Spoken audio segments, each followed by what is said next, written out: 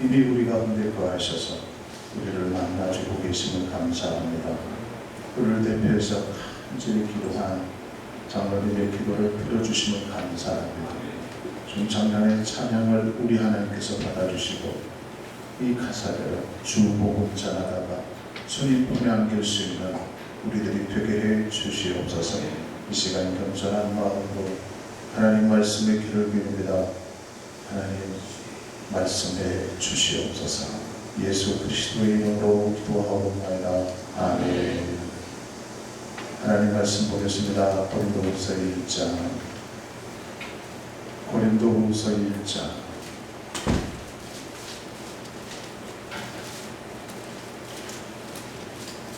고린도후서 1장 3절에서 10절까지 읽도록 하겠습니다.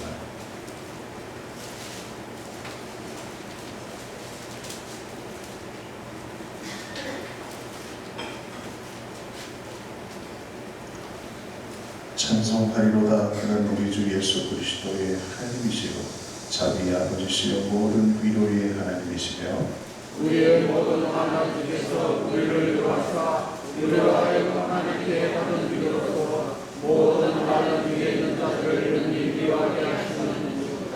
그리스도의 고난이 우리에게 넘친 것 같이 우리가 받는 위로도 그리스도로 말미암아 넘치는도다.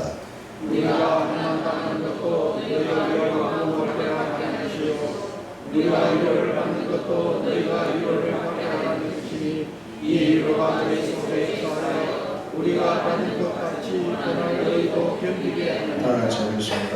너희를 위하여 우리의 소망이 견고하는 너희가 고난을 참는 자들 같이 위로의 도로 그럴 줄을 압니다. 아멘. 저도 주고하시기 바랍니다. 좋아해서 잠들고 있습니다. 좋아해서 잠들고 있습니다.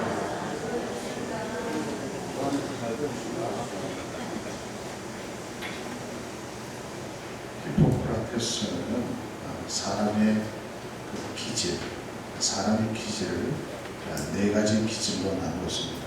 정액질, 담즙질, 우울질, 다혈질.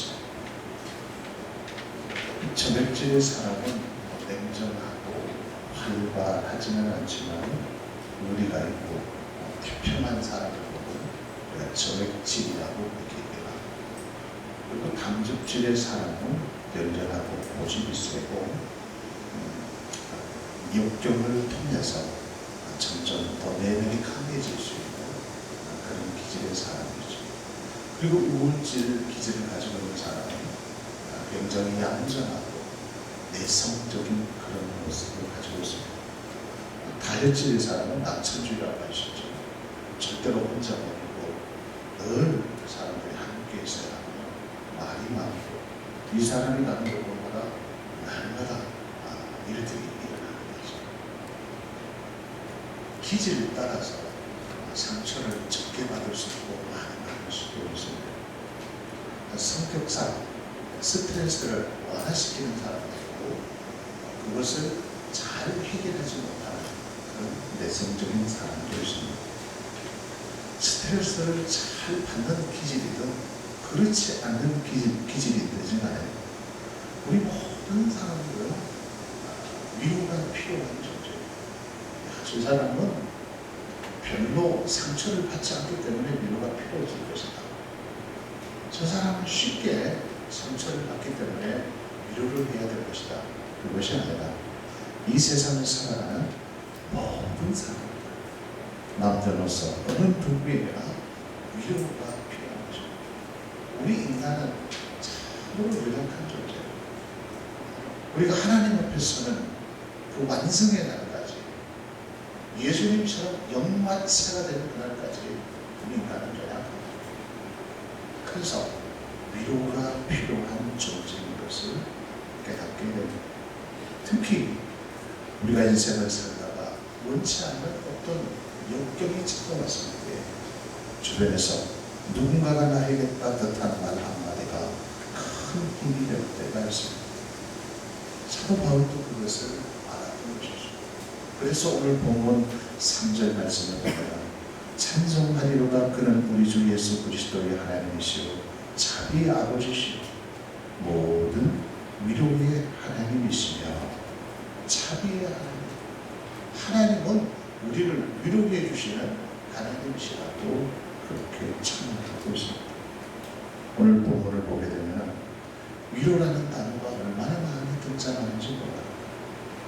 3절에 한 번 등장하죠. 4절에는 3번이나 등장하고, 그리고 5절에 보면 한 번, 6절에는 무려 4번이나 반복적으로 위로라는 단어가 나타나고, 7절에 보면 한 번을 기록하고 있습니다. 우리가 섬기는 하나님은 위로의 하나님이십니다. 우리가 섬기는 하나님은 위로의 하나님이십니다. 우리가 섬기는 나의 아버지는, 우리의 아버지는 우리를 위로하시는 하나님이십니다. 위로하시는 하나님이십니다. 그래서 우리가 신앙생활을 하다가 위로를 받아야 합니다. 누구를 통해서? 하나님으로부터 위로를 받아야 되는 것입니다.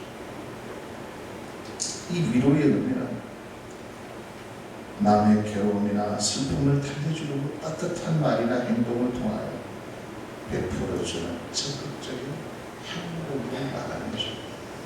비슷한 말로는 격려하다, 힘을 북돋아주다, 안심을 시키다, 이런 말이 있습니다.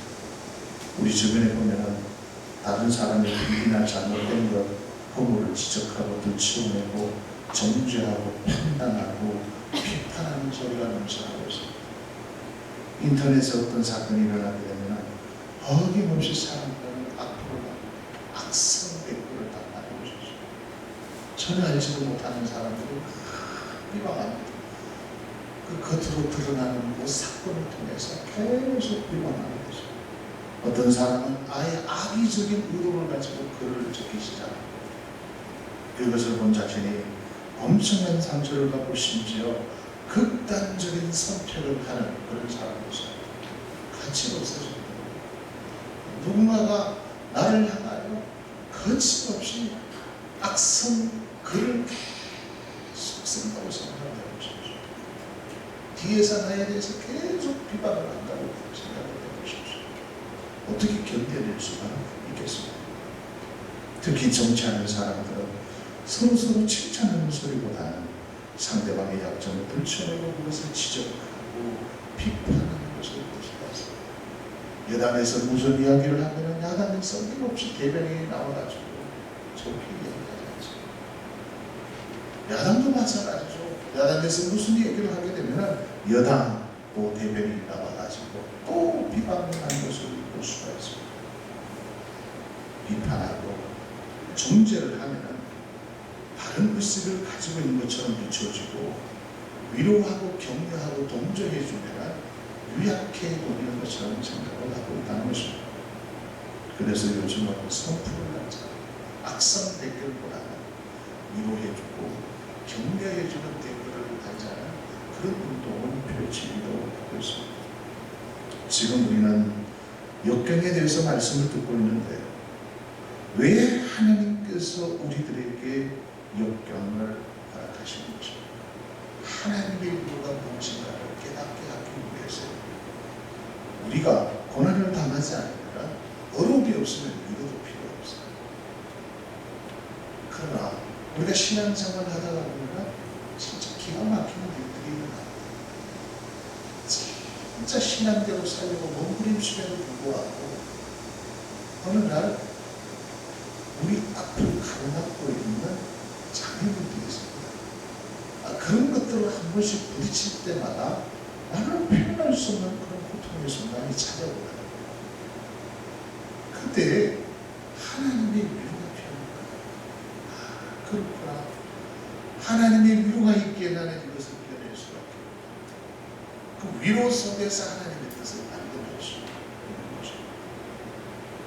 내가 힘든 삶을 살고 있는데, 내가 고난 가운데 있는데, 내 인생이 비틀거리고 있는데 어느 누가 나의 주변에 나를 위로해 줄 수 있는 사람이 없다고 생각하는 것이죠. 오히려 나를 향하여 계속해서 비방하고 정죄하고 판단만 하고 있다고 생각하는 것이죠. 그것이 바로 지옥이야. 지옥은 서로 존재하는 것입니다. 이 때문에 너 때문에 내가 지옥을 원망하고 불평하고 비난하고 정죄하는 것이 바로 지옥인 것입니다. 그러나 천국은 하나님의 나라를 격려하는 것입니다. 위로해주고 서로 섬겨주고 희생해주는 것이 바로 천국인 것입니다. 그래서 내가 역경 가운데 있을 때 위로가 필요함을 알게 되는 것이죠. 그때 성령 하나님께서 위로자로 찾아오게 되는 것입니다. 하나님의 친히 찾아오시는 경우도 있지만 다른 사람을 통하여 위로의 말 한마디, 위로의 조그마한 행동을 통해서 하나님의 위로를 체험하도록 하시는 것입니다. 하나님의 위로를 체험한 우리들이 역경 속에 있는 다른 사람에게 찾아와 또다시 위로를 할 수 있게 되는 것이죠. 역경을 통하여 위로를 경험한 사람이 역경 가운데 고통당하는 자들에게 찾아가 진심으로 위로할 수 있는 것입니다. 하나님께서는 지금도 우리를 통하여 다른 사람을 위로하는 사역에 동참하기를 원하고 계신다는 것입니다. 오늘 본문 4절 말씀을 한번 보십시오. 4절 말씀 다같이 공부하겠습니다. 시작. 우리의 모든 고난 중에서 우리를 위로하사 우리로 하여금 하나님께 받는 위로로서 모든 환난 중에 있는 자들을 능히 위로하게 하시는 이시여. 그렇다면 하나님의 마음으로 위로하는 자가 되기 위해서는 우리가 어떻게 해야 되는가? 첫 번째, 위로를 경험해야 되겠죠. 나 자신이 먼저 하나님으로부터 위로를 받아야 되는 것입니다. 이것이 하나님께서 나를 위로하시는 것이구나 라는 것을 체험해 와야 된다는 것입니다. 내가 누구를 사랑할 수 있는 것은 위로로 배웠다 해서 되는 게 아니에요. 누구로부터 진정한 사랑을 받았을 때 이것이 진짜 사랑이구나 라는 것을 우리가 실천할 수 있는 것입니다. 사랑을 개념적으로 정의했다고 해서 사랑이 되는 게 아니에요. 우리가 아무리 사전을 찾아서 사랑은 이런 의미를 가지고 있구나, 이와 히브리적으로는 이런 바로 헤세드라는 뜻이 있구나, 헬라에 있어서 하나님의 사랑은 아가페구나, 이 아가페 사랑은 무조건적인 사랑이구나, 이 헤세드의 사랑은 책임 있는 사랑이구나, 하나님의 사랑이 바로 헤세드구나. 이걸 우리가 아무리 줄줄줄 배우고 있다 한다 할지라도 내가 직접 하나님으로부터 그 헤세드의 사랑을 내가 체험하지 않는다. 내가 하나님으로부터 그 성령의 위로와 아가페의 사랑을 내가 받고 있다는 것을 체험하지 않으면 그것을 실천할 수 없는 것입니다. 우리 기독교는 체험의 종교, 반드시 체험되어지게 되어 있어요. 진리는 체험되어질 때 확신이 들어가게 되고, 확신이 있으면 나에게 자유가 있습니다. 그래서 그 진리가 우리를 자유케 하는 거예요. 가정에서나 교회에서 사랑하고 사랑받고 위로받는 것을 훈련하는 것이 얼마나 중요한지. 하나님은 진정한 위로가 무엇인가를 알게 하기 위해서 가끔씩 역경의 자리를 허락하시는 거예요. 고통의 시간이 찾아오게 되면 정말로 그것을 견뎌내기란 힘이 들 수밖에 없는 것입니다. 누군가가 위로가 필요하죠. 그때 하나님께서 위로자가 되어서 우리에게 찾아오시는 것입니다. 이사야 66장 13절 말씀을 보면은 어머니가 자식을 위로함 같이 내가 너희를 위로할 것인즉 너희가 예루살렘에서 위로를 받으리니, 그렇게 말씀을 하고 있습니다. 하나님은 우리들이 위로를 받아야 할 자리를 분명하게 알고 계시는 것이죠. 그래서 하나님께서는 우리들에게 위로하시는 하나님으로 찾아오시게 되는 것입니다. 바울은 누구보다도 외로운 선교 사역을 감당하고 있었기에 위로받기를 원하는 것입니다. 사도 바울은 성령의 사람이었습니다. 능력의 사람이었습니다. 말씀의 사람이었습니다. 복음의 열정이 가슴에 불고 있습니다. 뜨거운 사람이었습니다. 아무런 근심 걱정 없이 담대함으로 복음 사역을 했을 것이라고 우리는 생각할 수 있습니다. 그렇게 뜨거웠던 복음에서 그렇게 기도를 많이 했던 하나님의 사람, 물불을 가르지 아니하고 어떤 환경 속에서도 그것을 뚫고 지나갔던 그 강인한 사람에게 무슨 물어가 필요하겠나 이렇게 생각할 수도 있습니다. 그러나 그렇지 않습니다. 바울 서신을 우리가 연구해 보면 바울 서신을 묵상하다가 보면 바울이 심히 연약한 한 인간이라는 것을 우리는 순간순간 발견하게 됩니다. 바울이 마게도나 지방에서 복음 선교를 감당할 때 너무나 힘이 들고 외로웠던 것이죠. 그때 그에게 찾아온 그 고난, 그 역경을 이겨낼 수 있었던 것은 위로였다는 것입니다. 고린도후서 7장 5절에서 7절 말씀에 보면 우리가 마게도냐에 이르렀을 때에도 우리 육체가 편하지 못하여 사방으로 환난을 당하여 밖으로는 다투며 안으로는 두려움이었다. 그러나 낙심한 자들을 위로하시는 하나님이 기도가 옴으로 우리를 위로하셨으니 그가 온 것뿐 아니요 오직 그가 너희에게서 받은 그 위로로 위로하고 너희의 상황과 애통함과 나를 위하여 열심히 있는 것을 우리에게 보고함으로 나를 더욱 기쁘게 하였느니라. 마게도냐 지역은 지금의 그리스 위쪽입니다. 안디옥에서도 한참 와야 되는 그런 거리죠. 바울이 그곳에 성령의 이끄심을 따라서 도착을 했습니다. 딱 도착을 해보니까 육체적으로 지쳤었어요. 먼 거리입니다. 옛날에는 거의 도보로 가고 마차로 가고 그렇게 하지 않았습니다. 그런데 도착하자마자 하나님께서 환경에 문을 열어주신 것이 아니라 말로 표현할 수 없는 박해가 있었습니다. 성령의 인도하심을 따라 순종했지만은 그 마게도냐 지방에 딱 들어오니까요, 이 환경이 확 가로막고 있었어요. 그리고 극심한 박해가 시작되었습니다. 그러니까 서로 성도팀들이 다투기 시작합니다. 진짜 우리 성령님의 인도하심을 따라왔느냐? 성령님의 음성을 들었느냐? 이런 내분이 일어나기 시작했고, 그러니까 마음 깊은 곳에서 막 두려움이 찾아옵니다. 야, 진짜 하나님의 뜻이 이곳에 있는 것인가? 그때 하나님께서 누구를 보내주셨나? 기도를 보내주셨습니다. 기도를 보내줘가지고 그 기도가 하나님의 위로를 증거해 주는 것입니다. 확신을 주는 거예요. 하나님께서 보내셨다. 성령의 감동하심으로 이것을 온 것이다. 디도가 그들에게, 바울에게 용기를 심어주고 소망을 심어주고 위로하기 시작한 것입니다. 그때 이 바울과 그의 상급팀들이 다시 회복되어져서 복음 사역을 감당되고 하는 것이죠. 그래서 나를 더욱 기쁘게 했다는 것입니다. 낙심하고 있었는데, 두려움 가운데 있었는데 하나님께서 디도를 보내주셔서 우리를 위로하시는 것, 하나님을 경험한 후에 내 속에 기쁨이 넘쳐나게 됐다고 고백하고 있었습니다.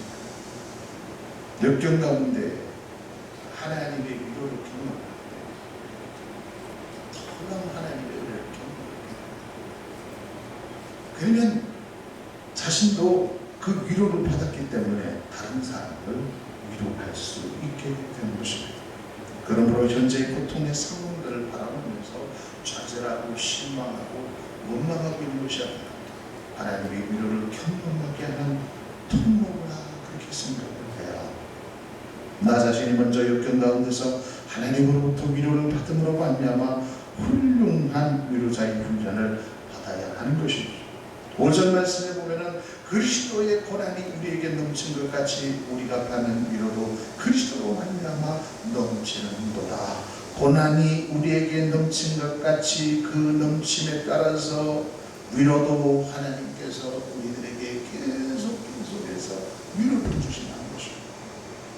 그리스도를 위하여 고난이 넘쳐나고 있다는 것은 위로도 그만큼 넘쳐나게 하시는 하나님의 손길이 있다는 것입니다. 그래서 신앙에 성공한 경건한 그리스도인들의 관점을 들어보게 되면 고난의 시간들이 많이 있었어요. 참 위기의 순간이 많이 있었어요. 그때마다 하나님께서 위로해 주시는 것 같아요. 그래서 극복할 수 있습니다. 또 위로의 그 체험을 통해서 신앙이 성숙되어져 가는 것을 우리는 알 수 있습니다. 그리고 두 번째, 오늘 본문을 통해서 우리에게 말씀하시는 주님의 음성이 무엇입니까? 사명자가 되라는 것입니다.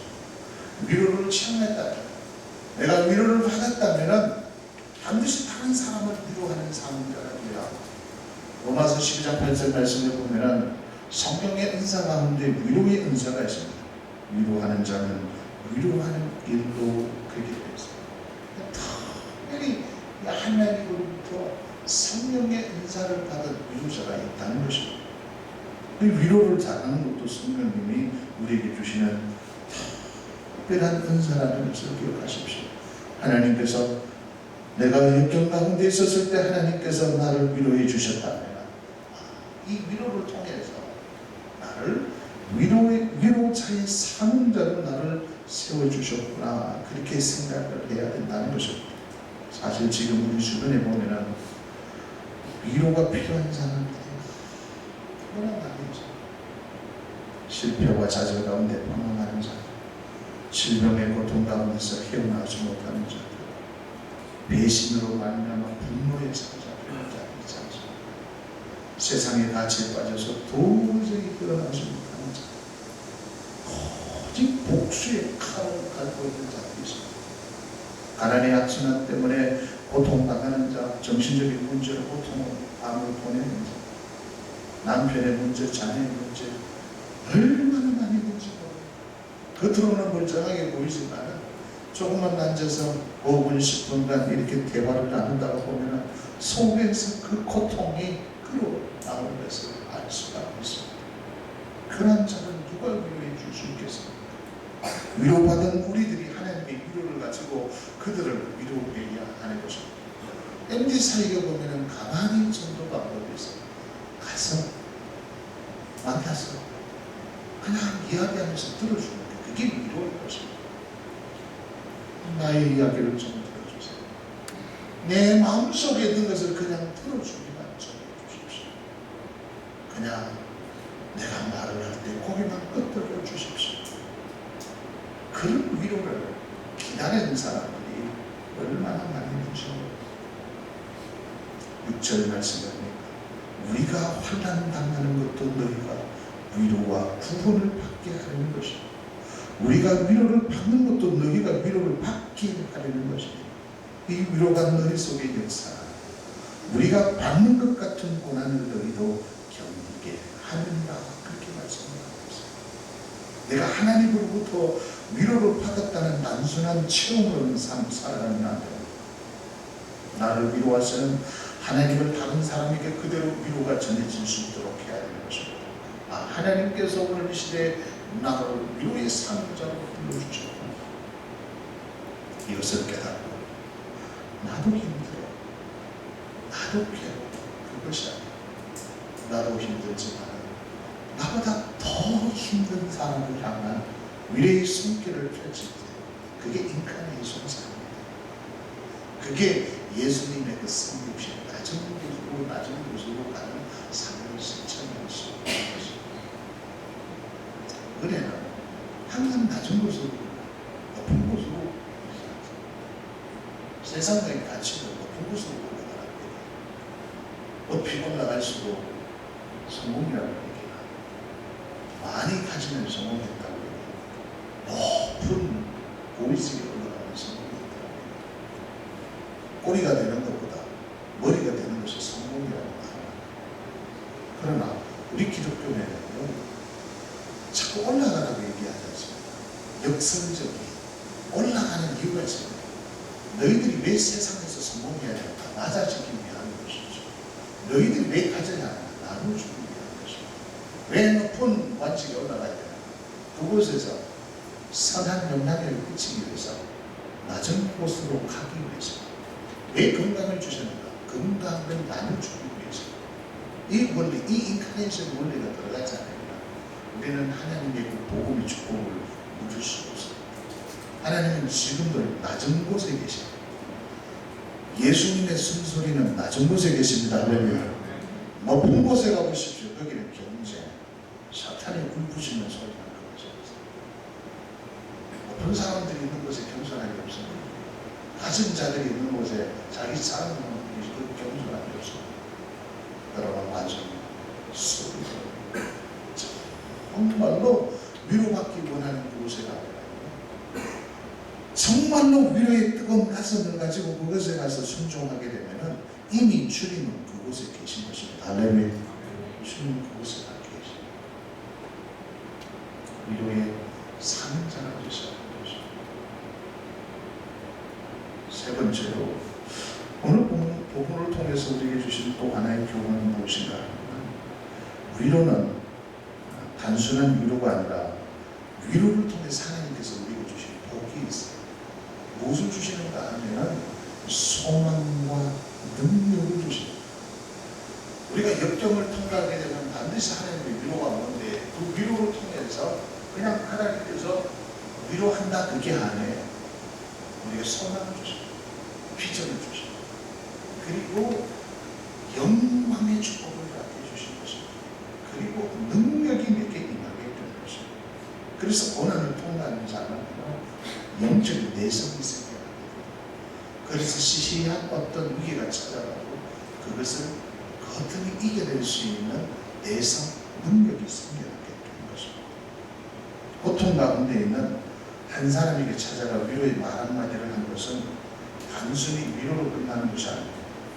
소망을 줍니다. 그 소망과 함께 능력이 하나님께서 그들에게 주시는 것입니다. 위로의 주체는 사람이 아니라 하나님이시죠. 우리를 진정으로 위로해 주실 분은 오직 하나님 한 분밖에 없습니다. 특히 예수님은 가난하고 병들고 지치는 자들, 죄인들을 찾아가 주셔서 위로하시는 분이시지 않습니다. 성령님은 보혜사입니다. 우리를 보호해 주시고 우리에게 은혜를 끼쳐 주시고 늘 가르쳐 주시고 우리를 위로해 주시는 분이 성령님이 아닙니다. 예수님께서 친히 말씀하셨죠. 마태복음 11장 28절에 보면 수고하고 무거운 짐진 자가 다 내게 오리라. 내가 너희를 쉬게. 쉰다는 이 단어가 굉장히 의미 있는 단어예요. 쉰다는 단어는 여름철 에어컨 틀어놔놓고 거기에 편식이나 차를 마시는 이런 의미가 아니에요.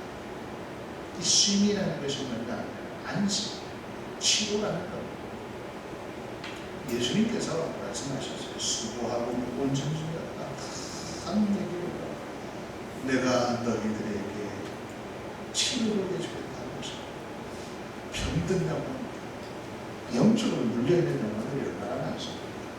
지쳐 있는 영혼들, 삶에 찔러 있는 영혼들, 축계로 나왔을 때 그 주님께서 우리를 치료해 주시는 거예요.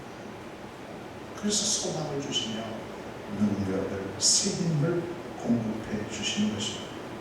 그래서 단지 우리 인간의 역할은 오직 하나님의 위로가 흘러가도록 하는 통과에 불과한 것입니다.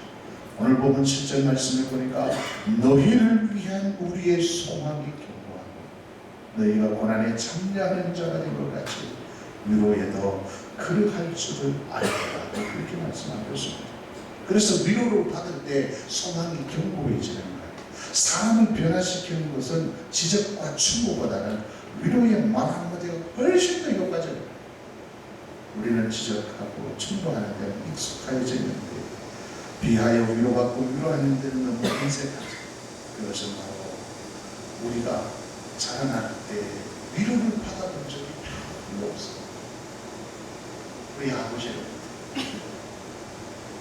우리의 부모님으로부터 어떤 위로를 받아본 적이 별로 없답니다. 안아주면서 참 용기를 주고 그 아버지의 그 어떤 듬직한 위로, 어머니의 그 애절한 그 어떤 사랑, 이런 것들을 받지 못했다는 것이죠. 그래서 그런 걸 표현하고 그런 것들을 해주는 것이 얼마나 우리가 불편하지. 그렇게 이야기를 오히려 큰 소리 치고 지적하고 그렇게 하는 것이 훨씬 더 필요한 것입니다. 어제 저희 집에서 봄에 아이들이 마음에 들지 않는 것들이 많잖아요. 저도 나 자신도 모르게 아이들을 좀 지적하고 왜 그렇게 하냐, 왜 이렇게 양반을 떠나냐, 왜 인사를 제대로 못하냐, 왜 넣냐. 우리가 거기에 익숙해져. 그러니까 무슨 메시지를 던지는가? 요 메시지를 던지는 거야. 문제의 원인 너희가. 네가 문제. 네 행동만 고치는 거야. 네만 잘하는 거야. 참 이 메시지. 우리 예수님께서는 다 아예 메시지. 수고하고 무거운 짐을 지게 하라. 내가 너희를 쉬게 해줬다. 내게 원하는 것이다. 내가 너희에게 무엇을 해주려고 합니다. 내가 너를 어떻게 섬겨줘야 돼? 내가 어떻게 너를 해결해 줘야 돼? 우리 예수님은요, 아니 진짜 내가 어떻게 할까? 내가 어떻게 도와줘? 내가 어떻게 할까? 내가 가는 것이 너에게 유익이다. 내가 가면은 그 복에서 싸면 다른 복에서 싸면 너희에게 올 것이다. 아이 메시지를 외쳤던 것이다. 그게 위로. 당신이 변하면 내가 변할게. 여보, 내가 먼저 변해볼게. 내가 먼저 기도할게. 야는 기도하십시오. 말없이 내가 먼저 기도해서, 내가 먼저 사랑의 사람, 내가 먼저 눈물의 사람, 내가 먼저 위로의 사람이 되어줄 때 내가 변하는 것이 너가 변하면 내가 변한다. 내 자신이 하나님으로부터 위로를 받고 그 위로를 통해서 내게 주신 그 소망과 그 위로를 통해서 우리에게 부어주신 그 능력을 누리며 살 때 내가 자연스럽게 변화되어지면서 나를 통해서 위로의 그 역사가 되는 것입니다. 오래전 그 스페인 마드리드에서 어느 축구 선수가 교통사고를 당하게 됩니다. 당시 그 선수는 한참 좁은 시민이었고 누구보다도 장래가 밝았다, 촉망되었던 그런 선수였습니다.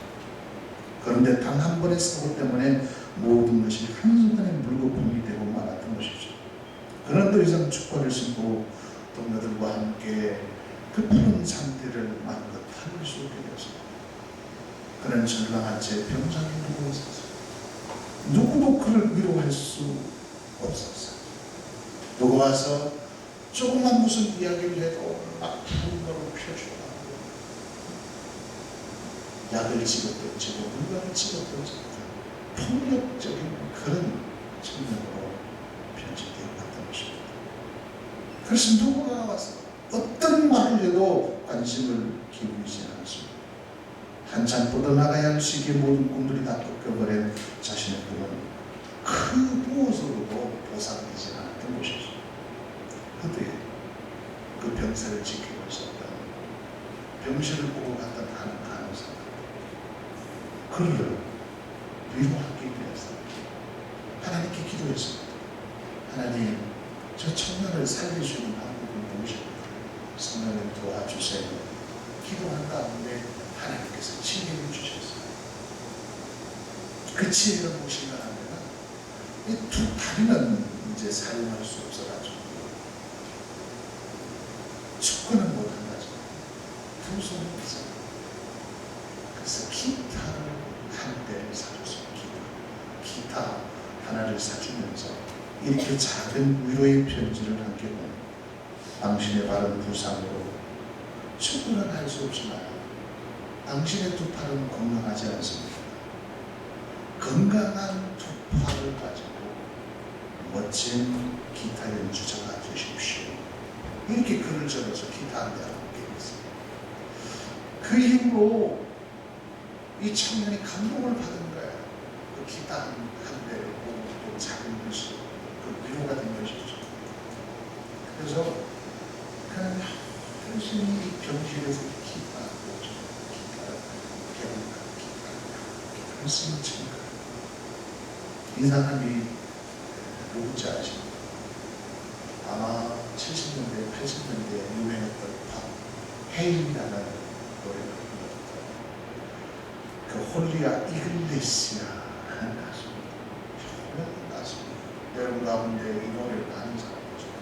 한국에는 뭐 이동원이라는 가수가 번안해서 불렀던 곡이 유명한 곡이었습니다. 그가 병상에 누워 있을 때 간호사를 통해서 건너진 위로의 편지와 그 자그마한 기타 때문에 인생이 완전히 바뀌어진 것을 알 수가 있습니다. 그렇습니다. 위로는 한 사람의 인생이 바뀌어질 수 있어요. 위로는 절망 가운데 있었던 한 사람이 위대한 소망을 가질 수 있는 위대한 도구가 될 수 있는 것입니다. 엘리야가 갈멜산 위대한 영적인 전쟁에서 승리하고 그는 순간적으로 영적 침체가 찾아왔습니다. 그는 도함을 받았습니다. 로뎀 나무 밑에서 죽기를 바랬습니다. 낙심이 찾아온 것을 조심하죠. 그때 하나님께서는 이 엘리야에게 찾아가 주셔서 질책하지 않았습니다. 엘리야야, 내가 너에게 불을 보내줬는데 네가 어떻게 여기서 낙심하고 있는가? 하나님께서는 책망하지 않으셨어요. 하나님은 그냥 엘리야를 어루만져 주셨어요. 그렇죠? 밥을 먹여주시고 마사지를 해주셔서 위로해 주신다. 위로해 주신 것입니다. 그때 이 엘리야가 그 하나님의 위로, 그 하나님의 그 영적인 마사지를 받고 다시 생각합니다. 그때 진짜 하나님의 위대한 그 비전을 가지게 되면서 진짜 하나님의 위로를 누리는 사람이 되는 것입니다. 사랑하는 성도 여러분, 역경 가운데 있습니다. 하나님의 위로가 반드시 찾아오고 위로의 하나님을 경험하시고 하나님의 위로를 받았다면 위로의 사는 자가 되십시오. 정말로 위로가 필요한 사람들이십니다. 하루하루를 힘들게 살아가고 있는 영혼들이 있습니다. 나로 통해서 위로가 자연스럽게 그들에게 흘러갈 때 그 위로를 통해서 소망과 능력을 가지게 될 것입니다. 그 소망과 능력이 주어졌을 때 그것을 누리는 삶을 살아가는 것입니다.